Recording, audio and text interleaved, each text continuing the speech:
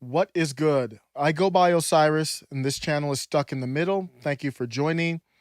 I want to articulate my thoughts as to why, after further thought, I am not for Juneteenth becoming a national holiday.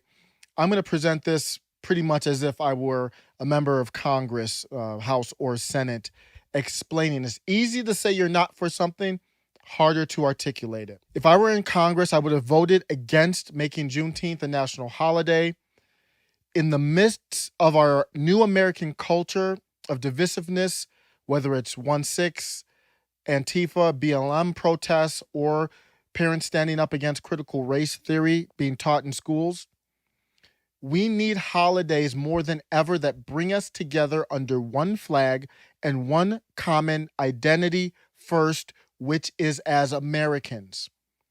If that triggers you, you are making my point. I understand most here in DC are going to vote for it because it isn't the hill they are ready to die on. I don't want to be here in DC representing my constituents and our country if any identity is going to come above our nation.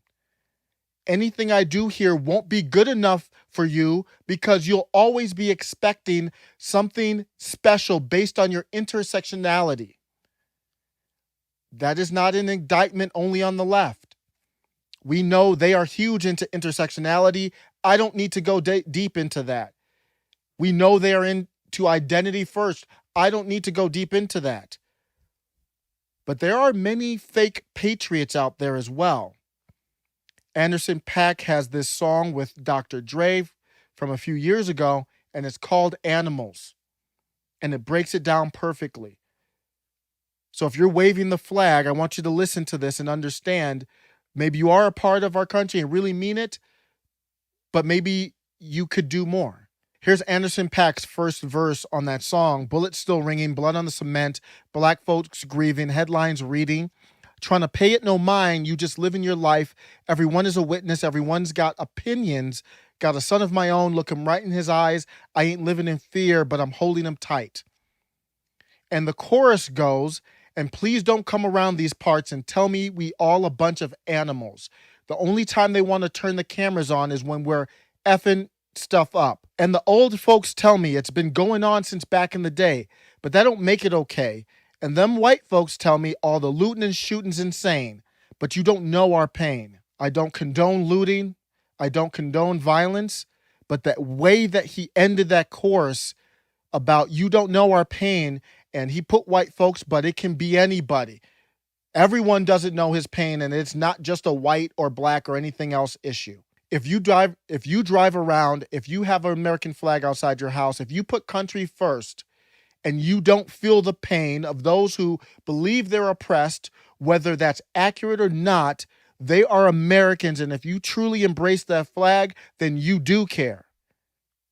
You should put pressure on every member of Congress to do something, to make sure we feel ownership of our country first. You can't just make people feel that. We, the people, through our acts and our caring, bring everyone into the fold. So there's a coming together from all sides that needs to happen. Juneteenth was not some grassroots effort, though, and Juneteenth doesn't help that unification. I view it as an anti-Trump national holiday. Juneteenth was a local story, tradition. If we are to make this a national holiday, it cannot be under the auspice of stating our country is currently oppressive. There is no nation in the world that doesn't have oppression. The only place that doesn't have oppression is in heaven, nirvana, utopia. In Africa and Brazil, there are many areas where almost everyone has dark skin, yet lighter people are treated differently. That is the nature of man. It is our sin. When you tuck your kids in at night, do you ask them, what are the things that oppressed you today? Or do you ask them, what are you grateful for? I've listened to many people speak about Juneteenth, from Vice President Kamala Harris to President Barack Obama and Representative Barbara Lee. I haven't heard one of them or any other leader connect this holiday to patriotism, to being grateful that our ancestors survived one of the most horrific Holocaust and inhumane acts ever in the world. They survived it to give us this moment and opportunity to embrace what it means to be American and to shape this country into what we want it to be. I haven't heard that not once. That's not a national holiday. That's a subnational local celebration. Why didn't President Barack Obama or Vice President at the time Joe Biden or Speaker Pelosi or Schumer or anyone else push to make Juneteenth a federal holiday a decade ago? This holiday didn't get national prominence until President Trump scheduled a rally on June 19th of 2020 last year, which he ended up rescheduling because of pushback. Juneteenth was born from Trump scheduling a rally on that day. Like everything else going sideways in our country, the establishment's hate with that man has the media lying to us, big tech censoring us, and there's this pressure to disavow him that has become more important than running a functional society. If you disagree with that, you can have your opinion, but I don't have time for your disingenuous, righteous indignation. No one prominent was talking about Juneteenth as a holiday before Trump scheduled that rally last year. The late John McCain held a political event on June 19th, 2008. Not a peep from anybody. Look at the graph of Google searches for Juneteenth. It doesn't spike until last year. Every national holiday should be out of love for our nation. Not hate for what it is now, not hate for what happened in history, and not spawned out of hate for one man.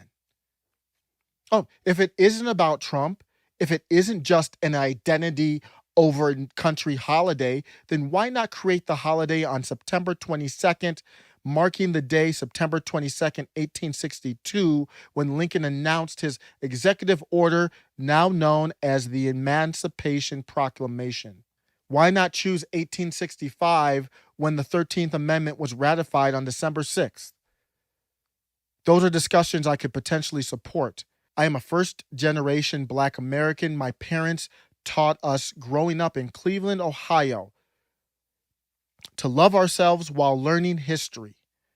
They taught my brothers and I, regardless of what history tells us, there's a decision we have to make. Does it turn us towards love or hate? And that decision is yours. It is not history. It is not anyone else's. That is 100% in your control. Does that turn you towards hate or love?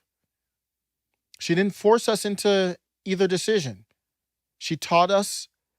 We made the decision. My brothers and I turned that into love of fellow citizen. I reject anything else, and I reject Juneteenth as a holiday under this premise.